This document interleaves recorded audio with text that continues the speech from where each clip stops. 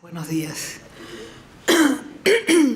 Anecdótico primero, si yo no lo escribo, no existe, todos están prolijos con sus hojitas. A ver, en el caso de los medios de comunicación, el que viola el derecho a la propiedad también viola el derecho a la libertad de expresión. Y viola el artículo 13 de la Convención Americana de los Derechos Humanos, un documento que interpretó a su vez el artículo de la Declaración Universal y que especificó que no se puede restringir este derecho por vías indirectas como el abuso de controles oficiales o particulares. Por ejemplo, controlar el papel para periódicos, controlar la frecuencia radioeléctricas u otro tipo de medidas que impidan la circulación de ideas y opiniones.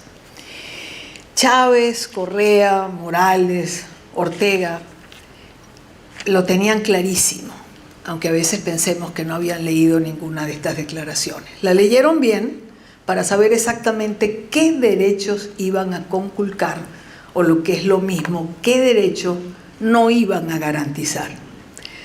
Cuando Hugo Chávez dibujó el camino de lo que conocimos como el socialismo del siglo XXI, cuando alguna vez pronunció una frase que para los venezolanos se hizo tristemente célebre, que nos recordaba el doctor Sarabia hace unos minutos, cuando dijo exprópiese, exprópiese, exprópiese, quizás no entendimos.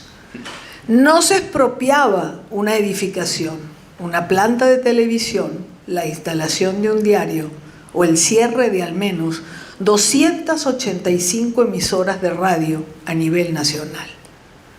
Lo que se pretendía finalmente era expropiar una manera plural de pensar.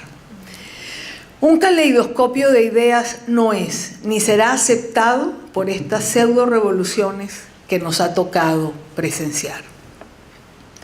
El control sobre los medios se usó, se usa y se va a usar para promover un discurso político específico y limitar el acceso a toda información crítica y divergente. La expropiación de medios de comunicación en Venezuela, y prefiero hablar de mi país de origen, aunque termine haciendo referencia al país que me ha acogido y del que también tengo la nacionalidad hoy en día. La historia de Venezuela la viví en primera persona, no me la contaron. La independencia de los periodistas y el derecho de los ciudadanos a recibir información temprana, veraz, objetiva, fueron socavadas en gran medida. La falta de voces disidentes y la presentación constante, reiterativa, de una única perspectiva política limitaron el debate público y la capacidad del venezolano a tomar decisiones en base a informaciones ciertas. No olvidemos que sin una prensa libre, los ciudadanos no podrán evaluar adecuadamente los eventos que ocurren en su entorno. El derecho a la información garantiza la participación ciudadana, el control sobre el poder político y la rendición de cuentas de quien gobierna. El 27 de mayo de 2007, el comandante Chávez decidió no renovar la concesión de Radio Caracas Televisión, una de las principales cadenas televisivas del país. La razón, ser un canal golpista. Así lo explicó él de manera personal. Así se interpretaba la crítica y el costo fue el silencio permanente. Ese día me tocó hacer una de las transmisiones más tristes en mi vida profesional.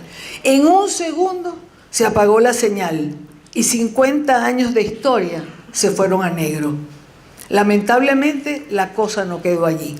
Y hoy podemos decir que más de 400 medios de comunicación han sido cerrados en 23 años de revolución bolivariana. Entre el 2003 y el 2022, las estaciones de radio, las cerradas en Venezuela, equivalían al 71% del total de medios de comunicación cerrados en ese periodo, el sector más golpeado en estos años. Los cierres fueron ejecutados con la Comisión Nacional de Telecomunicaciones, CONATEL, quienes en muchas ocasiones actuaron en compañía de cuerpos de seguridad. En la mayoría de los casos, los funcionarios llegaban alegando que las estaciones radiales actuaban fuera de la ley. Muchos de los equipos fueron decomisados y hasta el día de hoy, por supuesto, no han sido recuperados. El coraje de la prensa. Hay dos cosas que me gustaría resaltar ya para terminar, y por experiencia propia a lo largo de estos años. El coraje de la prensa venezolana, la voluntad de seguir informando a pesar del acoso, la intimidación o los múltiples procesos judiciales abiertos a lo largo de estos años. El compromiso individual de cada uno por mantener vivo el interés hacia una crisis humanitaria que no ha pasado ni va a pasar mientras la causa que la origina siga siendo la misma. La capacidad de reinventarse, de migrar hacia plataformas digitales con el único objetivo de seguir informando. Y por último, y esto quisiera decirlo con la esperanza de que sirviera de ejemplo a quienes hoy se ven amenazados desde el poder, señalados de conspiraciones imaginarias o acusados de manipular la verdad tan solo por informar. No crean que por ceder a la presión del poder, por suavizar la crítica o modificar la línea editorial, alguno puede ganar indulgencia. Al final, todos y cada uno serán atropellados de la misma manera. Unos primeros, otros después. Hay solo una forma, a mi entender, de enfrentar el autoritarismo contra los medios y contra la información, cosa que no supimos hacer en Venezuela. Siendo solidarios unos con otros, uniéndose y no dividiéndose, formando un muro tan fuerte y tan grande contra el que se estrelle el mandato de silencio del dictador o de quien pretenda hacerlo.